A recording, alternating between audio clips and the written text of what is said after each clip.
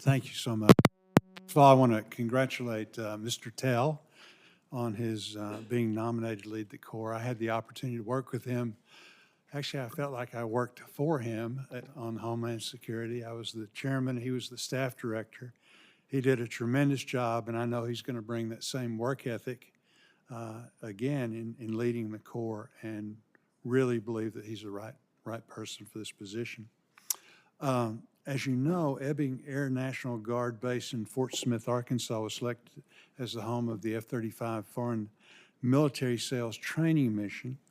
The recent passage of the fiscal year 25 full-year continuing resolution includes funding to enable important construction projects that the Little Rock Corps is doing, responsible under tight timelines.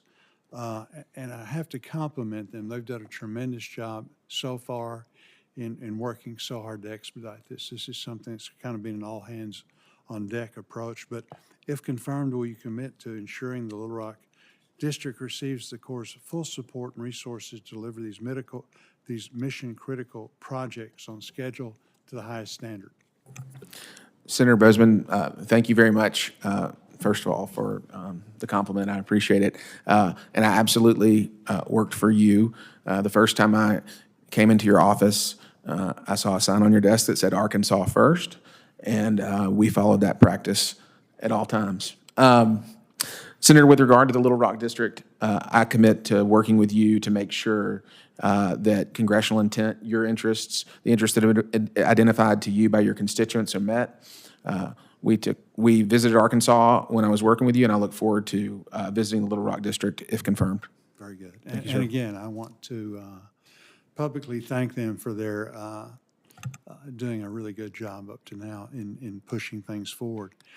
In 2024, the Corps of Engineers recreation sites welcomed approximately 260 million visitors nationwide, including Corps-managed lakes and parks in Arkansas and throughout the country.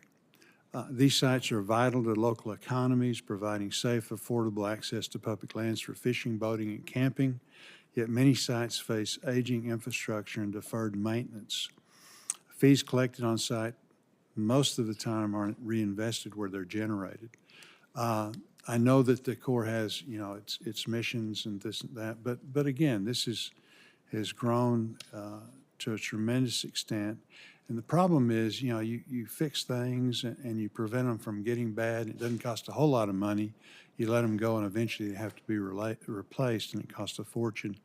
So if confirmed, would you prioritize helping us figure out a better path forward so that we can maybe take some of the burden off, things like public-private partnerships, thinking outside the box, and then also maybe looking at the fact that, again, these are generating money for the Corps, seeing if we can keep a percentage of that money in the areas where they're generated.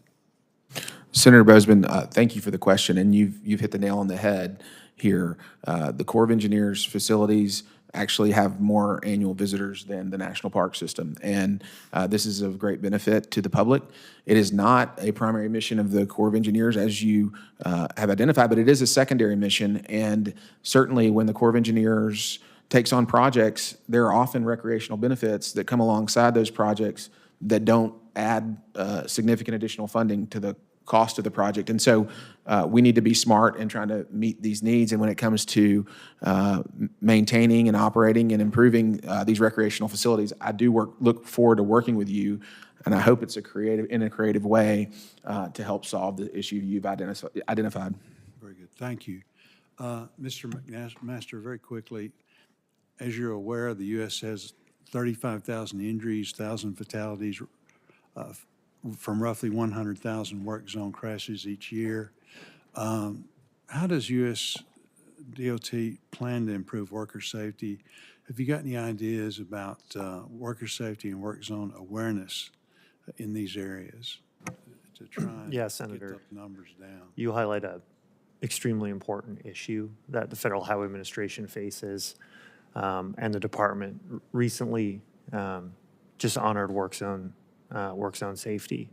I'll say I look forward to, upon confirmation, getting briefed up by the Federal Highway Administration on kind of the current challenges, where the data is. I look forward to working with the Congress directly to resolve and improve our work zone safety challenges that we have throughout the country. But you raise an important point. It is not something that has been solved to date, and we need to continue to work to protect those critical workers as they build out our infrastructure across the country.